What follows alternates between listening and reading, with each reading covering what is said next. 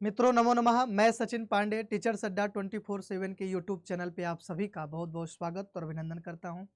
आप सभी के लिए बहुत अच्छा सुनहरा मौका।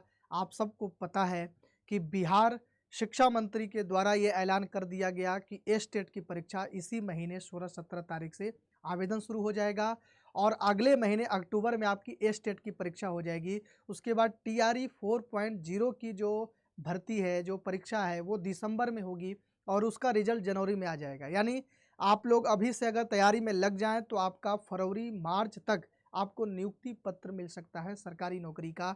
ये बहुत अच्छा मौका फिर से बिहार सरकार ने दे दी है। चौथा ये मौका है। TRE 1.0 के बाद 2.0 और 3.0 के बाद 4.0 का भी नोटिफिकेशन जारी हो चुका है, जिसमें लगभग 27,000 भर्ती रिक्त पदों पे भर्ती होनी है।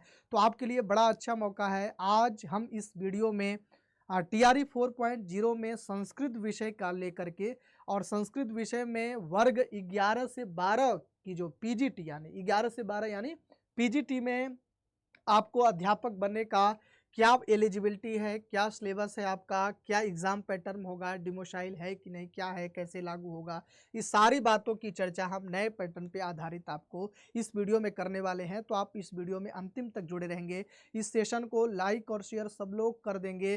तो हम सबसे पहले हम बता दें कि आपको संस्कृत विषय से अगर वर्ग 11 से 12 BPSC TRE 4.0 में अगर आपको फॉर्म भरना है तो आपकी एलिजिबिलिटी क्या होनी चाहिए। सबसे पहले मैं एलिजिबिलिटी की बात करूं, योग्यता की बात करूं, तो योग्यता में आपका कम से कम क्या होना चाहिए। इसमें 11 से 12 की मैं बात कर रहा हूं संस्कृत विषय का, ध्यान दीजिएगा। इसमें सबसे पहली योग्यता तो आपका BA होना चाहिए। अब BA आपका विषय क्या होना चाहिए, संस्कृत। BA में विषय क्या होना चाहिए, संस्कृत विषय से आपका ग्रेजुएशन होना चाहिए। दूसरी चीज़ आपका MA भी होना चाहिए। MA या आचार्य हो, आपका MA भी विषय क्या होना चाहिए, संस्कृत।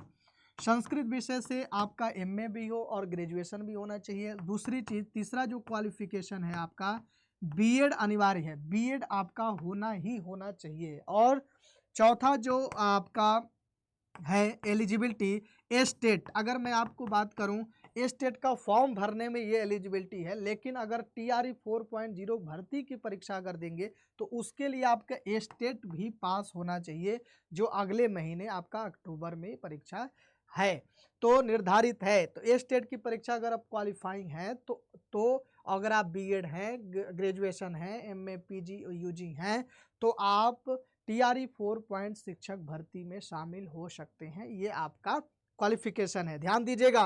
स्टेट की परीक्षा देने के लिए आपको केवल इतनी योग्यता होनी चाहिए और TRE 4.0 में अगर जड़ना है तो आपको स्टेट की परीक्षा भी पास होनी चाहिए। ये चार आपकी योग्यता निश्चित रूप से होनी ही होनी चाहिए, ध्यान दीजिएगा।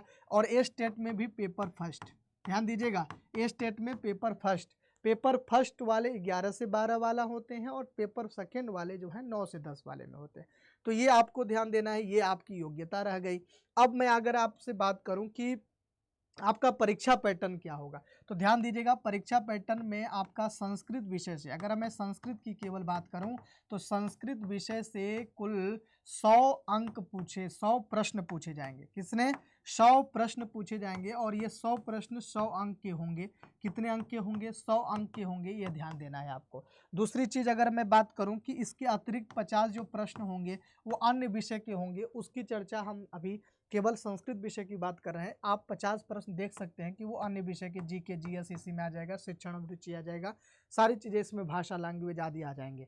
इसके बाद अगर हम बात करें डिमोशाइल की, तो डिमोशाइल नाम मात्र है, आप बिल्कुल परेशान ना होइएगा। जो पिछले बार जो नियम था डिमोशाइल का, वही नियम इस बार भी है। आप किसी भी राज्य से हैं तो आप निश्चिंत होकर के फॉर्म भर सकते हैं नाम मात्र के लिए, अगर डिमोशाइल है भी तो।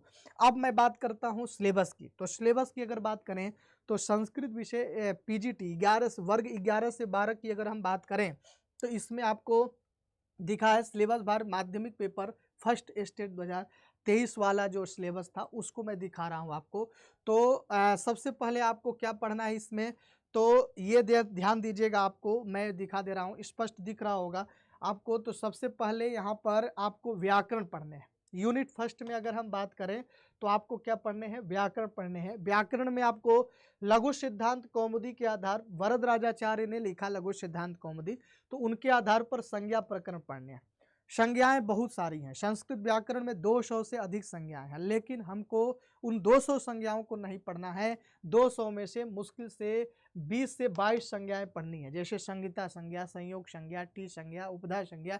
ये संज्ञाएं महत्वपूर्ण है, ये इन संज्ञाओं से बार बार परीक्षा में सवाल बनते हैं, तो इनका सूत्र, इनका उदाहरण। इसके बाद संधि। संधि में आपको अच संधि, हल संधि और विसर्ग संधि, तीनों संधियों के बारे में पढ़ना है। कोई शब्द देकर आपसे संधि पूछ लेता है कि इस उदाहरण में कौन सी संधि है, या कोई संधि देकर के आपसे उदाहरण या उदाहरण देकर संधि पूछ लेगा। और सूत्र भी पूछ लेता है कि इसमें गुण संधि है तो किस सूत्र से है।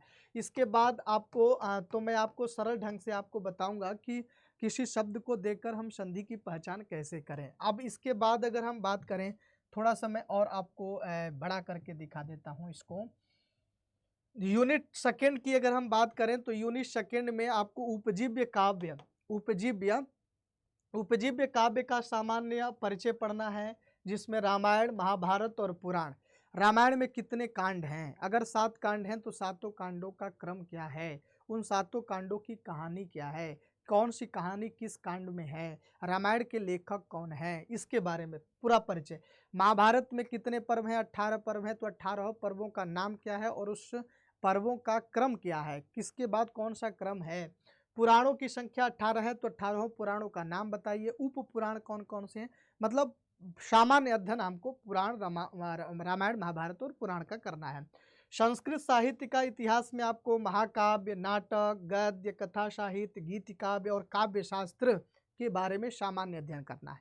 कुछ महाकाव्य, कुछ नाटक, कुछ साहित्य, कुछ कथा, कुछ गीत काव्य, इनके बारे में आपको सामान्य अध्ययन करना है। इसमें आपको यूनिट 4 की बात करें तो पद्य साहित्य में आपको मेघदूतम पढ़ना है। मेघदूतम का पूर्व मेघ पढ़ना है, कालिदास की रचना है। रघुवंशम का द्वितीय सर्ग पढ़ना है। क्या करना है, रघुवंशम का द्वितीय सर्ग केवल पढ़ना है। और किरातार्जुनीयम का पहला सर्ग भारवी की रचना है, पढ़नी है। यूनिट 5 में व्याकरण आपको व्याकरण सिद्धांत कौमुदी के आधार पर भट्टोजी दीक्षित के द्वारा रचित व्याकरण सिद्धांत कौमुदी के आधार पर आपको कारक प्रकरण पढ़ना है। कौन से कितने कारक होते हैं और कौन से सूत्र से कौन सा कारक होता है, कितनी विभक्तियां होती हैं और किन अर्थों में कौन सी विभक्ति का प्रयोग होता है, द्वितीय विभक्ति का प्रयोग किन किन अर्थों में होता है, इसका पूरा मतलब विस्तृत अध्ययन करना है सिद्धांत कौमुदी के। उसके बाद वाच्य परिवर्तन, कर्तृवाच, कर्मवाच, भाववाच, कर्तृवाच से कर्मवाच कैसे बनता है, कर्मवाच से कर्तृवाच कैसे परिवर्तन होता है, कर्तृवाच से भाववाच, भाववाच से कर्तृवाच कैसे बनता है, इसको आपको पढ़ना है। इसके बाद अगर हम बात करें तो आपके आगे आता है इसमें आपको गद्य साहित्य। क्या आ जाएगा, गद्य साहित्य। गद्य साहित्य में आपको ये कादम्बरी का शुकनाशोपदेश पढ़ना है। कादम्बरी बाणभट्ट की बहुत प्रसिद्ध रचना है और उस कादम्बरी का एक छोटा सा अंश है शुकनाशोपदेश, जिसमें शुकनाश ने चंद्रापीड़ को उपदेश दिया है। बड़ा अच्छी कहानी है, इंटरेस्टिंग है, बड़ा अच्छा लगेगा, मजा आएगा जब पढ़ेंगे तो। बाणभट्ट के द्वारा रचित है, तो इसको पढ़ना है। गद्य साहित्य में आपको शिवराज विजयम पंडित अंबिका दत्त व्यास के द्वारा रचित है, उसको पढ़ना है। नाट्य साहित्य में अभिज्ञान शाकुंतलम, खास करके अभिज्ञान शाकुंतलम में आपको चतुर्थ अंक पढ़ना है। क्या, अभिज्ञान शाकुंतलम में खास करके चतुर्थ अंक आपको पढ़ने हैं। चतुर्थ अंक बड़ा प्रसिद्ध है। चतुर्थ अंक में कुल 22 श्लोक हैं, 22 श्लोक आपको याद होना चाहिए। और चतुर्थ अंक में कुछ प्रमुख सूक्तियां हैं, वो भी याद होना चाहिए। कौन सी सूक्ति किसके द्वारा कही गई, कौन सी पंक्ति किसकी है, अनुसुईया प्रियंवदा की पंक्ति कौन है, कण्व की पंक्ति कौन है, तो ये आपको अच्छे से तैयार करना है। उसके बाद नाट्य साहित्य में स्वप्नवासो दत्तम भास की रचना है, इसको पढ़ना है। अगर हम आगे बात करें तो इसमें आपको ऋग्वेद संहिता, बिल्कुल स्पष्ट सिलेबस है।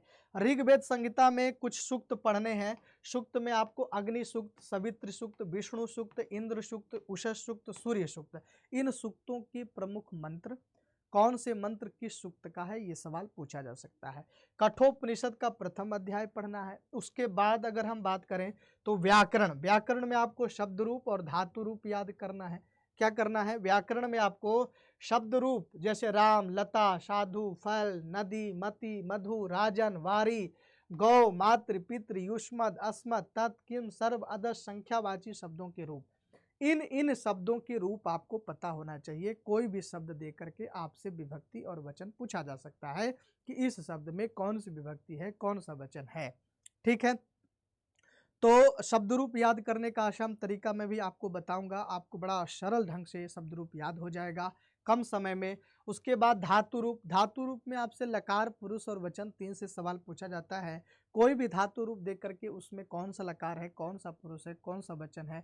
जैसे पठानी रूप दे दिया और पठानी पूछ दिया कि कौन सा लकार है, आप बता दिए लोट लकार है। फिर आपसे पूछेगा कि कौन सा पुरुष है, तो उत्तम पुरुष है। फिर आपसे पूछेगा कौन सा वचन है, तो एक वचन।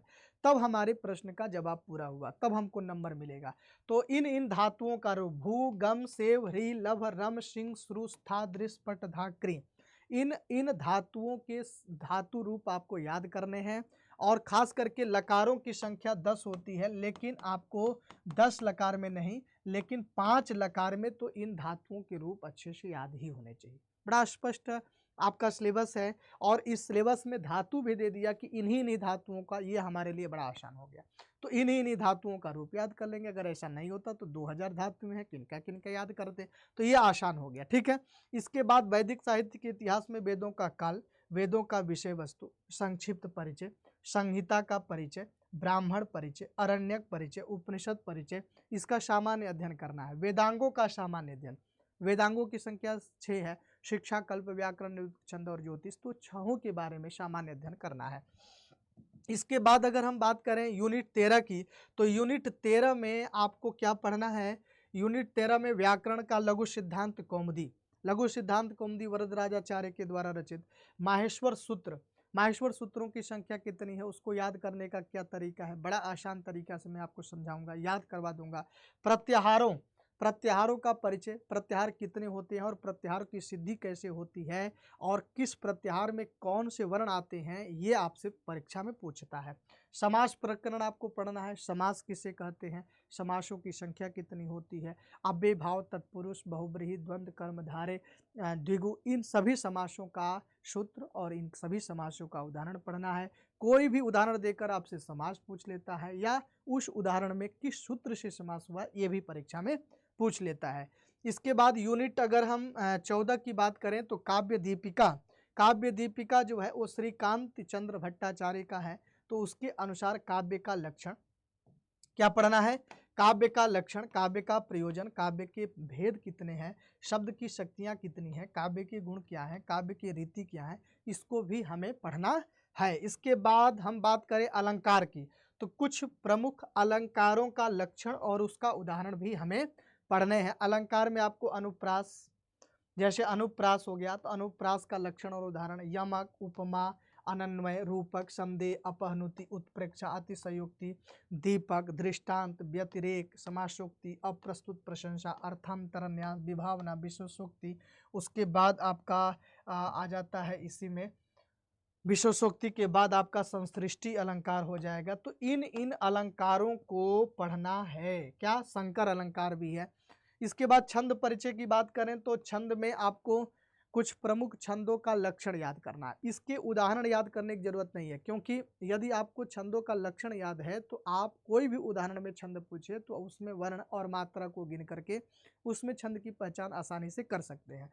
तो छंद में आपको अनुष्टुप, आर्या, इंद्र वज्रा, उपेंद्र वज्रा, उपजाति, वंशस्थ, वसंत, तिलका, मालिनी, मंदक, क्रांता, शिखरणी, हरिणी, शार्दुल, विक्रीडित और सर्गधरा, इन छंदों के लक्षण आपको कंठस्थ होने चाहिए, याद होने चाहिए। इसको मैं बहुत विधिवत तरीके से बताऊंगा। इसके बाद अगर हम बात करें, तो इसके बाद और सारी चीज़ें सिलेबस में जो मैंने अतिरिक्त बताया ना कि 50 नंबर के आएंगे, वो सारी चीज़ें यहाँ बताई जा रही हैं, तो इसको आप देख लीजिएगा। अभी मैं केवल इस वीडियो में केवल संस्कृत विषय का 11 से 12 वर्ग का आपका पाठ्यक्रम क्या रहेगा, इसकी चर्चा हमने की है। इसके अतिरिक्त जो सवाल आते हैं उसको आप अलग से देख लेंगे। ठीक है, तो जो भी आप लोगों ने ये पाठ्यक्रम देखा, ये बड़ा सरल और बहुत आसान ये पाठ्यक्रम है। बिल्कुल हम 2 से 3 महीने में बहुत अच्छे से पढ़ सकते हैं। हर एक टॉपिक को मैं आपको विधिवत तरीके से पढ़ाऊंगा, सरल ढंग से पढ़ाऊंगा, और साथ में हर टॉपिक के पढ़ने के बाद उस टॉपिक से संबंधित प्रश्नों का अभ्यास करेंगे, पीवाईक्यू हल करेंगे, आपको नोट्स भी मिलेगा, पीडीएफ मिलेगा। आपके लिए बिल्कुल नया बैच संस्कृत का प्रारंभ हो गया है, और आप सभी लोग बिना देरी किए संस्कृत के न्यू बैच में इनरोल हो जाइए। क्लास तैयारी शुरू कर दीजिए, जिसमें आपको लाइव क्लासेस सारी चीज़ें मिलेंगी, पीडीएफ और डाउट सेशन भी मिलेगा। तो आप लोग बैच में इनरोल होने के लिए आपको क्या करना है, आपको जाना है कहाँ, अड्डा 24/7। क्या सर्च करना है, अड्डा 24/7 आपको गूगल पे सर्च करना है।